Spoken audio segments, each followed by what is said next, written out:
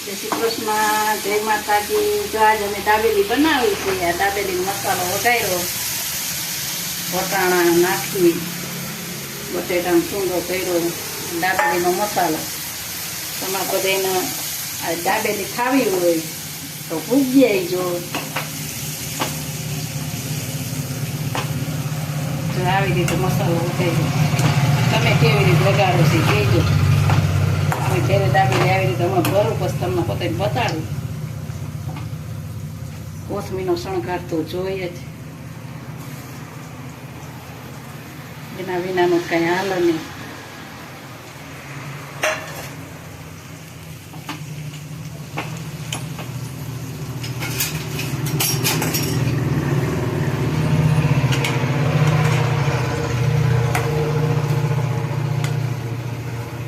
મસાલો નાખવાનો.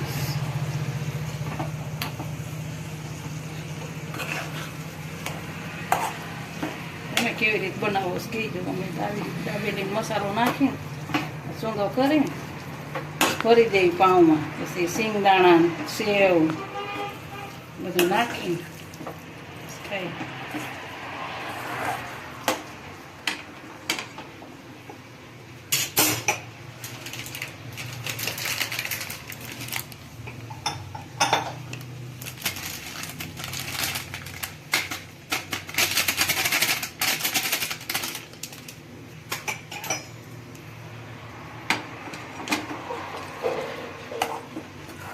બટરમાં શેકવા હોય બટરમાં, તેલમાં શેકવા હોય તો તેલમાં પણ.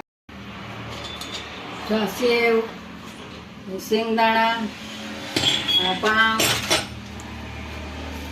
અમે આવી રીતે બનાવી છે. તમે કેવી રીતે બનાવો છો કહેજો. આમાં તો જેટલું નાખીએ એટલું થોડું, આમાં ઘણું નાખવાનું હોય, પણ અમારે પાસે બહુ કદડાવાળું નથી ભાવતું. એટલે તમારા છોકરો ને કદડો બહુ ન ભાવ, એ કે થોડું નાખજો.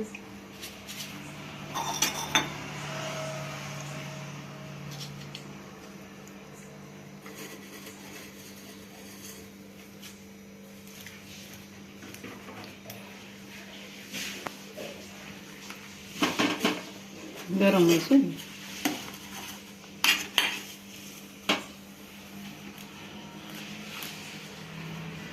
આમ કરી.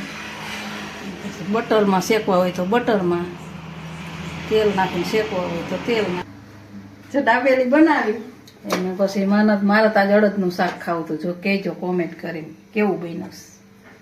મને બહુ ભાવ અડદનું શાક, બાજરાનો રોટલો.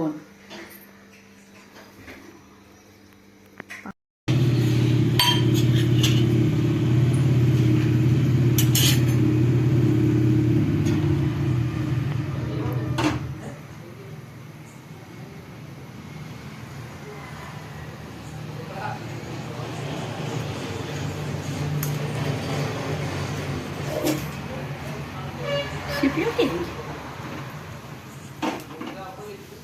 Di ba yan?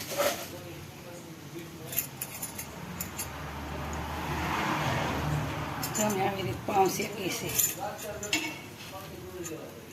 દાબેલી ખાવી હોય ને તો આવી જ જઈજો. આજ બધાને બનાવી દે જેટલી કે હોય એટલે. જો આવી રીતના શેકવાના.